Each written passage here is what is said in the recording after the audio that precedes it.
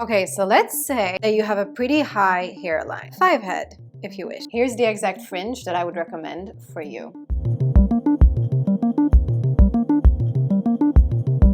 Things you will need: a good pair of scissors, these are from Amazon, a spray bottle, you can also start with your hair pre-wet, some sectioning clips to keep things neat and tidy, a comb, optional, a gown so that you don't get hair everywhere. First thing we need to do is to spray down our adjacent area. This will help us section everything much easier, and it's going to keep things as clean as possible. One of the most difficult parts about cutting a fringe is that we don't understand what it is we're cutting and how it's going to fall, hence the clean sections. The first thing you need to check: does your hair grow in a particular direction? This wig has been predisposed to fall towards the left, so there's a lot of bulkiness here. That's going to be something to factor in when it comes to cutting, but also styling the bangs. Nice wet sections. The side is still puffy, but we're going to deal with that later, I promise you. Next up, we need to section out the exact hair that we are going to cut. This is going to help us understand that that's the only part that we're going to cut, nothing else. 4 fingers, edge of the hairline, right there. Eyebrow, triangle. This is where the sectioning clips are going to come in handy. Really don't want to touch anything that doesn't need to be cut. This is going to be our first section, and it's going to make up 1/2 of our bangs. This is literally all we're cutting. 4 fingers, eyebrows. The idea now is to make sure that both sides are symmetrical. You do not want to cut bangs or a fringe that are not identical. At the same time, however, it is hair, which means it is going to be a bit fluid, but this triangle is a tiny bit skinnier, which means this is going to have more bang than this. Everything else gets pushed back, clipped away. We are absolutely not going to stress about it, I promise you. Now, before we're going to cut, we have to understand what it is we are trying to fix. When you have a larger forehead, the illusion it gives is that we are bringing too much attention to the top of our face when most of our features are in the lower section of our face. So we need to somehow conceal this area. We could just go straight up and cut straight bangs. The problem with this is that 1, they aren't really trendy. 2, if you have a very round face, it can make your face look even rounder because we're going to collect most of the important stuff of our face in a very round format more than before. And 3, they can be a tiny bit hard to maintain because there's literally only one way to wear them: straight. So I'm going to propose to you a different bang technique that is flattering, universally, trendy, and easy to style. The first thing we're going to do is we're going to select a smaller triangle from our big triangle on both sides of the triangle. This is going to be the shortest part of our bang. Now, if you have a larger forehead, the more length you leave in the bang, smaller it's going to minimize that forehead appearance.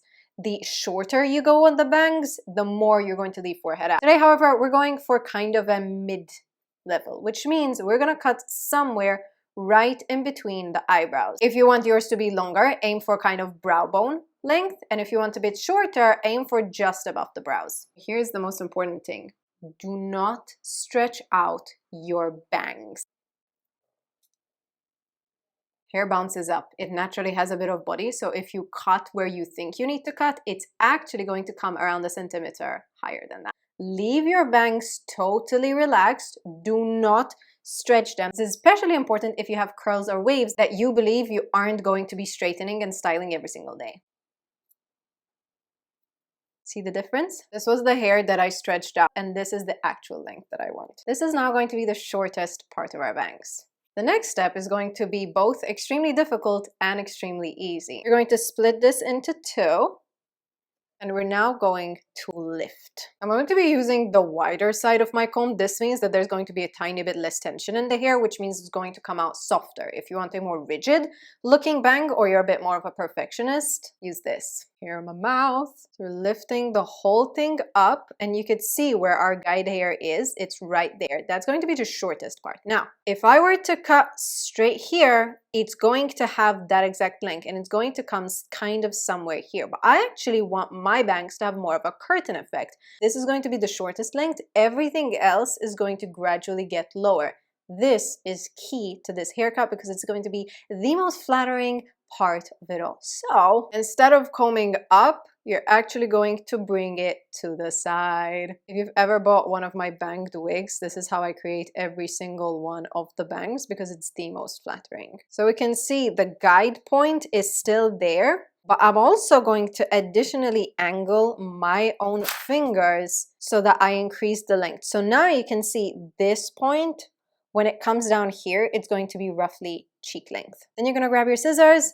Make sure you can still see your guide hair. I can see it, it's right there. And keeping a relatively loose hand, so we're not gonna do this. We're actually going to shear roughly and slide at the same time. Do you wanna see how that looks? Soft fringe. There's not a harsh line inside. Do you get it? Super cute. Repeat. Ring finger, slide, pinky, thumb, and then these two fingers, wrist there. And you're only meant to move your thumb. Here's the singular area where you are going to swear, and you're gonna come on the internet and be like, Stella, what the? I promise you, it's not that difficult, it's a tiny bit more tedious. Because this is the part where not only we have to match the symmetry, but if you're like me, you're gonna wanna come at it like this. The problem is if we come at it from above, we're gonna be getting rid of that beautiful swirly motion that we created on this side. So the way I tackle it is comb up as normal. We still have our guideline. Look, you can see it, it's right there. Bring it to the side. And then I'm actually going to twist down and cut, sliding it down as we did the first time. Definitely way too long, but this is how I was meant to cut. Keeping the tension, loose hand, sliding down. And now we see if it matches up.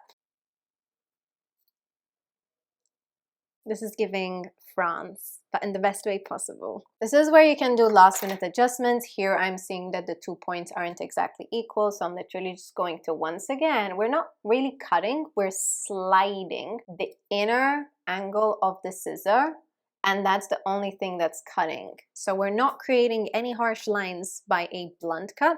We're allowing the scissor to glide with gravity. That is why a good pair of scissors is recommended. They're from Amazon. They were $60. You're not going to break the bank. Working with your bangs wet is also going to allow you to see the bangs in how they're going to be styled. You're going to be cutting it dry. You're most likely going to end up with hair pointing in every direction, like that one Asian girl who cut it and it stood up. Pissed me off. All you need, spray water. Now we need to figure out how we're gonna style it. So I actually kind of really like it like this exact setting, and I want to show you how you can get this but nicer with a hairdryer and round brush. I got a new one. I bought one of these like 3 years ago from Amazon, and I finally broke the nozzle and I repurchased the exact same one. I want to link it down below because this thing is 300 grams. To give you a comparison, a standard hairdryer is a kilo or 1.2 kilos.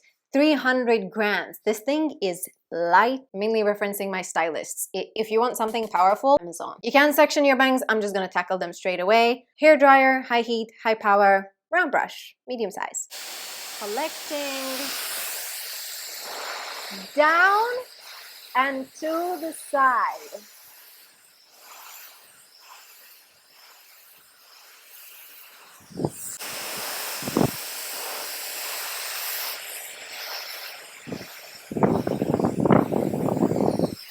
So this is option 1 of how to style your bangs with a hairdryer and a round brush. This also works if you have the new Dyson or the Shark brush or the Mermaid brush. But if you want to get a tiny bit fancier, here's how I style it using a 1.5 inch curling barrel. One downside is that I always end up burning my skin to the point of scarring. It's a bit of a do it at your own risk kind of a scenario, so consider yourself warned. But the effect is absolutely gorgeous. We're going to take the curler, lay on the hair, and we're going to literally curl it into itself.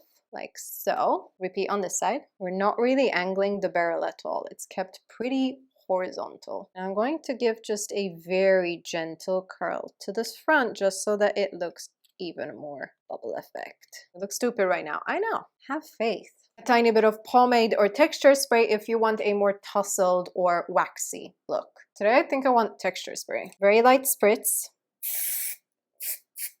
And then literally just roughhouse it with your fingers. Finally, if you still have hair that likes to go more on one direction than the other, hot heat the nozzle, the skinniest one you can possibly find. Plug in your hair dryer.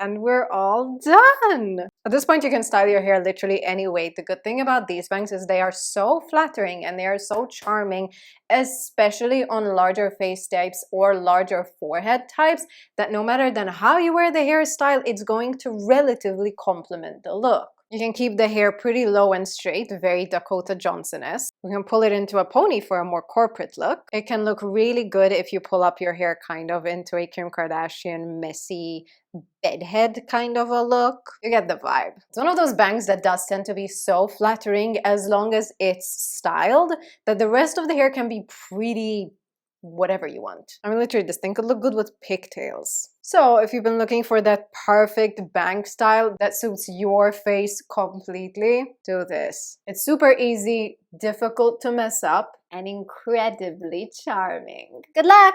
If you don't want to cut your own hair, however, and really like how this turned out, this wig is now going on sale as part of my Merlot collection on stellarihair.com. The entire collection features this exact hair color and an assortment and an abundance of bangs, because it is bang month and wigs plus bangs.